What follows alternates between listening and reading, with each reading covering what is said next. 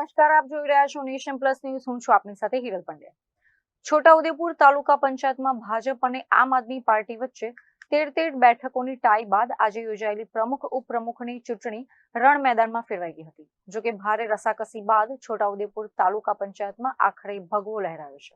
છોટાઉદેપુર તાલુકા પંચાયતની સત્તા કબજે કરવા માટે આજે સવારથી જ રાજકીય માહોલ ગરમ હતો, પરંતુ બપોરે ચૂંટણી પ્રક્રિયા દરમિયાન જ આપના નેતાઓએ આક્ષેપ કર્યો હતો કે મોઢા પર રૂમાલ બાંધીને આવેલા કેટલાક બુકાનીધારી શખ્સો કેમ્પસની અંદરથી જ તેમના 3 પ્રતિનિધિઓને બળજબરીપૂર્વક ઉચકીને ગાડીમાં બેસાડીને નાસી છૂટ્યા છે. આ દરમિયાન આપના સભ્યોને મારવામાં આવ્યા હોવાનો પણ આક્ષેપ કરાયો હતો. આ ઘટનાને પગલે આપના બાકીના 10 ઉમેદવારો ચૂંટણી પ્રક્રિયાનો વિરોધ કરીને કેમ્પસ છોડીને બહાર નીકળી ગયા હતા અને ગેટ બહાર કાર્યકરોએ કાયદો વ્યવસ્થાની સ્થિતિ સામે પ્રચંડ હંગામો મચાવ્યો હતો.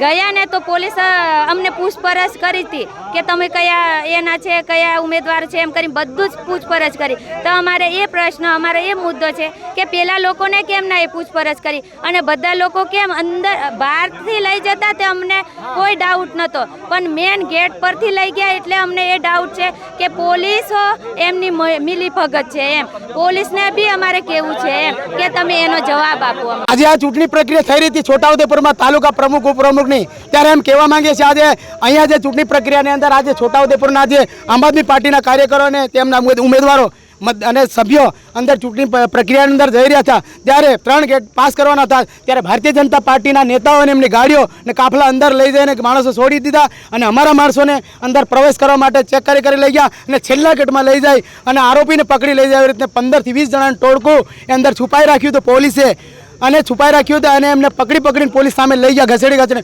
મહિલાઓને હાથ ખેંચીને લઈ ગયા, મહિલાનો પગ ખેંચીને લઈ ગયા, એમના પગમાં વાગ્યું અને સાડી ખેંચીને લઈ ગયા. પોલીસ એક પણ જવાબ બોલવા તૈયાર નથી. આ કઈ લોકશાહી છે? આજે ચૂંટણીમાં આવી રીતે થતી હશે દેશની અંદર? આજે દેશની અંદર લોકશાહીનો વિનાશ કરી રહી છે. છોટાઉદેપુર એસડીએમ કચેરીની બહાર થઈ રહેલા હોબાળા વચ્ચે આમ આદમી પાર્ટીએ ચૂંટણીનો બહિષ્કાર કર્યો હતો અને સભાખંડમાં આપનો એક પણ સભ્ય હાજર ન રહેતા ભાજપે 13 સભ્યોની હાજરી સાથે સ્પષ્ટ બહુમતીથી છોટાઉદેપુર તાલુકા પંચાયત પર ભગવો લહેરાવી દીધો હતો. છોટાઉદેપુર તાલુકા પંચાયતમાં ભાજપના રમેશ રાઠવાની પ્રમુખ તથા સુરજી રાઠવાની ઉપપ્રમુખ તરીકે વરણી કરવામાં આવી હતી. હું ભારતીય જનતા પાર્ટી તરફથી ઉમેદવારી કરી હતી, ત્યારે હું ચૂંટાઈ આવ્યો છું અને અમારા ઉપપ્રમુખ તરીકે સુરજીભાઈ કંદુભાઈ રાઠવા પણ ચૂંટાયા છે અને અમે ભારતીય જનતા પાર્ટીના તમામ કાર્યકર્તાઓ અને અમારા લોકપ્રિય સાંસદ જશુભાઈ રાઠવા, ધારાસભ્યશ્રી, સંગઠનના પ્રમુખ ઉમેશભાઈ રાઠવા તેમજ તમામ કાર્યકર્તાઓને અમે ખૂબ ખૂબ આભાર માનીએ છીએ કે અમને વિશ્વાસ મૂકીને ભારતીય જનતા પાર્ટીની છોટાઉદેપુર તાલુકા પંચાયત બોડી બેસી છે, ત્યારે અમે લોકોના દરેક કામોની અંદર અમે દોડતા રહીશું અને છોટાઉદેપુર તાલુકા પંચાયતના ગામોની અંદર વિકાસની દ્રષ્ટિએ આગળ વધીશું. તાલુકાની જે પ્રમુખ અને ઉપપ્રમુખની ચૂંટણી હતી, આમાં છોટાઉદેપુર તાલુકાના કુલ 26 ચૂંટાયેલ સભ્યો છે. આમાંથી 13 સભ્યો આજે હાજર હતા પ્રથમ મીટિંગમાં. આ ચૂંટણીમાં રમેશભાઈ ભૂરસિંહભાઈ રાઠવાને પ્રમુખ તરીકે જાહેર કરવામાં આવ્યા છે અને સુરજીભાઈ કંદુભાઈ રાઠવાને ઉપપ્રમુખ તરીકે જાહેર કરવામાં આવ્યા છે. આ બાબતમાં મને તો હાલ સુધી તમને કહી છે તો જાણ પડી છે, પણ પોલીસ આમાં કાર્યવાહી કરશે તો આ તો પોલીસની પ્રોટેક્શનની જિમ્મેદારી છે, તો પોલીસ કાર્યવાહી કરશે જે એવું કશું થયું. પ્રમુખ ઉપપ્રમુખની વરણી થયા બાદ પરિસ્થિતિ બેકાબુ બનતા મોટી સંખ્યામાં તૈનાત પોલીસ કાફલાએ વચ્ચે પડવું પડ્યું હતું. આખરે પોલીસે કડક સુરક્ષા કવચ પૂરું પાડીને ભાજપના તમામ વિજેતા ઉમેદવારોને મુખ્ય ગેટના બદલે અન્ય પાછળના ગેટથી સુરક્ષિત બહાર કાઢવા પડ્યા હતા. આ સમગ્ર ઘટનાક્રમને લઈને આપ પોતાના વિજેતા સદસ્યોને સાચવી ન શકી તેવા આક્ષેપ છોટાઉદેપુર ભાજપના દિગ્ગજ નેતાઓએ લગાવ્યા હતા. આમ આદમી પાર્ટીના નેતાઓ બોખલાઈ ગયા છે. તેઓના ચૂંટાયેલા હોદ્દેદારો તેઓએ સિલેક્ટ કર્યા હતા અને એમના હાથમાં ના રહે એમનું દુર્ભાગ્ય છે. અમે બિલકુલ ઇલેક્શન કમિશનના નિયમ પ્રમાણે, લો એન્ડ ઓર્ડરના નિયમ પ્રમાણે અમે એને ફોલો કરીએ છીએ. અમે તમામ હોદ્દેદારો અત્યારે પણ બહાર છે, પ્રેસ મીડિયા અને પોલીસની હાજરીમાં જ અમે બહાર છે. બિલકુલ પાયા વિહોણ વાત છે. અમે ક્યારના અહીં જ ઊભા છે, 8 વાગ્યાના અહીંયા જ છે. હવે અંદર એમના ઉમેદવારો તેથી નાહી જતા એમની જવાબદારી ને. એ ખરેખર દુર્ભાગ્ય છે આમ આદમી પાર્ટીનું. હાર સહન થતી નથી.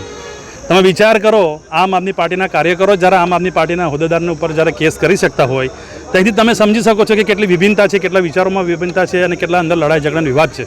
ના એ અમે તો આ ગેટની બહાર છે. આ ગેટથી અંદર અમે કોઈએ પ્રવેશ કર્યો નથી.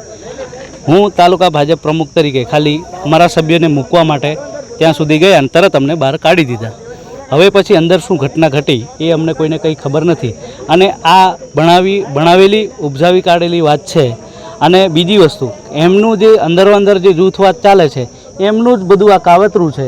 અને એ ભારતીય જનતા પાર્ટીને બદનામ કરવા માટે આ બધી કાવતરાઓ કરી અને ખોટી ધતિંગો ઊભી કરે છે. બાકી એમને મતદાન કરવું હોય તો એના સભ્યો અંદર બેસે. કેમ બધા સભ્યો બહાર આવી ગયા? મતદાન કરવું જોઈએ ને. ના, પોલીસ તો અમને પણ નથી જવા દીધા, તો બીજાની કઈ વાત કરીએ. પોલીસ અમને નો એન્ટ્રી, ચોખ્ખી નો એન્ટ્રી આપી દીધી છે. Rehan Patel, nation plus news, Chhota Udepur. સમાચારોના સતત અપડેટ મેળવવા માટે અમારી નેશન પ્લસ ન્યૂઝની યુટ્યુબ ચેનલને સબસ્ક્રાઇબ કરો, બેલ આઇકન દબાવો અને જોડાયેલા રહો ફેસબુક, ઇન્સ્ટાગ્રામ અને ટ્વિટર પર.